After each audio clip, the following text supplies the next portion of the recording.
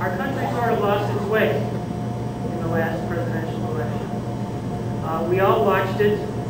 Most of us here probably were very dismayed at what direction our country chose to take. I certainly was. Being steeped in the historical background of our country and being involved in politics all my life, I was very, very concerned with the way things were headed. You could see it coming. Those of us who could see through all the Chicago politics smiles, the promises that were going to be unkept, we all knew that our country, or most of us suspected that our country was going to be headed for some dark times. So I immediately decided with my family that I would get into the race. I've been very happy to have these two gentlemen announce along the way, because every time they do, I get my name in the paper. So I immediately signed up in November, did all the paperwork. It's not that big a deal. If anybody wants to sign up, it's 2 sheets of paper and you're a candidate. The hard part is the organization, the money, all that stuff. That's the hard part. And we're working on it. But the first big event that I had that I felt strongly about was organizing the first Tea Party in Wisconsin in March of this year. When I watched the goings on TV, I watched the bubbling up of the Rick Santellis going crazy on TV. The folks, you could just feel the anger and the frustration after the inauguration that these policies were not going to be good for the country. I just sent out an email to my friends and family, and I said, let's do a Tea Party.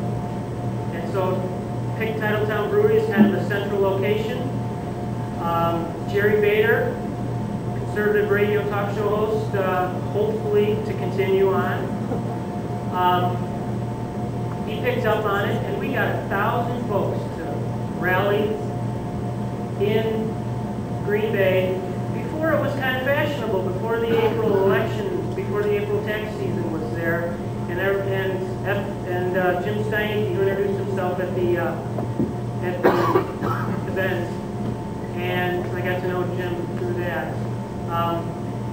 We had 1,000 people march through downtown Green Bay and give Kagan what for. And I was really proud of that. That was a grassroots effort of folks really energized. And I knew then that this country is still safe. There's still great folks out there who care deeply about this country, as I do, as we all do here. And it's time for us to energize. We've got 1 year now to go. And I hope to be the candidate who takes that message of fiscal responsibility, of getting our founding fathers' values back to Washington, getting the power out of Washington, getting it back here where it belongs. I spent 8 years on the county board in Door County, learning the ropes of what government is all about. And it's time to get our country back on track. So I'll hand it up to Rita.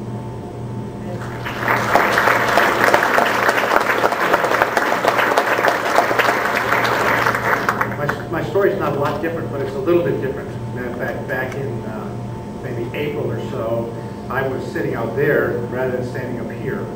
And like many Americans, I have been unsettled about where our country's going. And what's causing me to be unsettled is a $12 trillion national debt, runaway government spending, a government that continues to grow.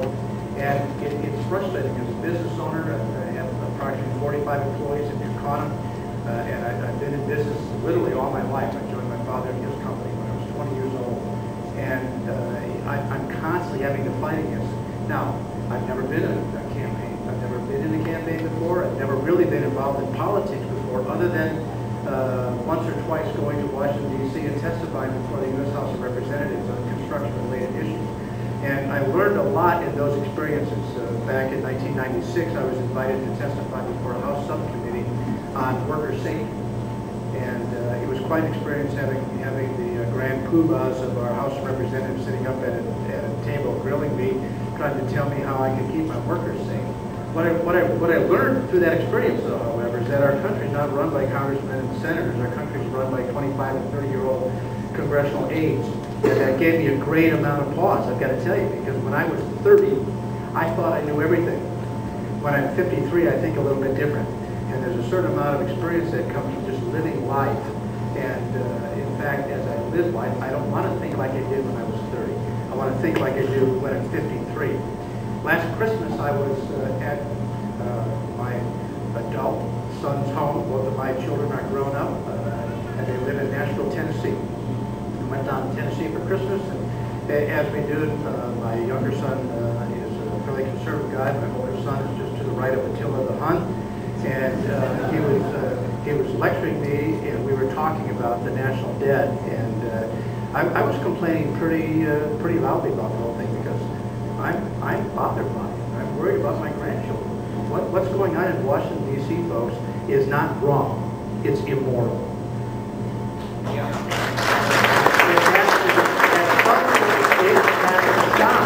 And I was talking this way with my kids, and finally Clint said, my oldest said, well, when are you going to get some skin in the game?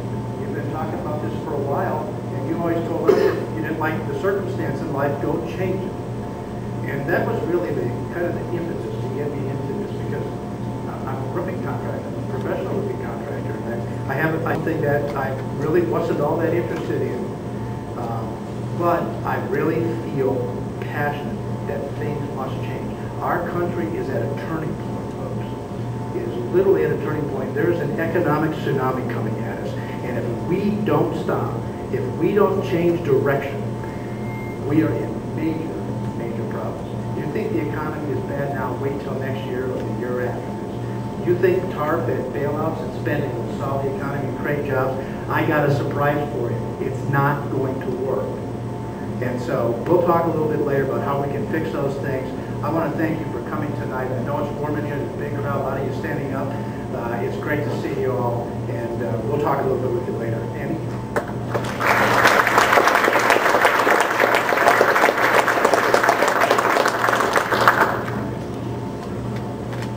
I have to say, I'm impressed with how many people have come out today.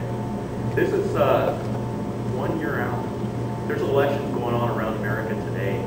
Elections that we've all heard a little bit about already because of the things that have been going on. We've got a race in New York's 23rd district, and I'm sure everybody here has heard about it. There's a real conservative in the race now, isn't there? We saw what happened with the Rhino, the person that we thought, that the NRCC even thought was the right candidate. It's going on in every single district, folks. We're 1 year out. We've got 365 days here. There's going to be a lot of change coming down. We finally got people that are willing to stand up. We finally got citizens who are willing to stand up. Everybody who's here, who would have thought just 3 years ago that you would be prepared a year out to come and listen to 3 candidates for an office that still has 12 months to wait? I don't think anybody here would have imagined that. I haven't heard one single person say, yeah, the cycle's starting too soon. It's getting sooner and sooner. Wasn't that what we always said every time around? Are you guys starting already? Can you guys give it a break already? It's not anymore. We've got people that are excited to be here. People that want to be here. People that want to get to work on this. I'm excited because when I joined the military back in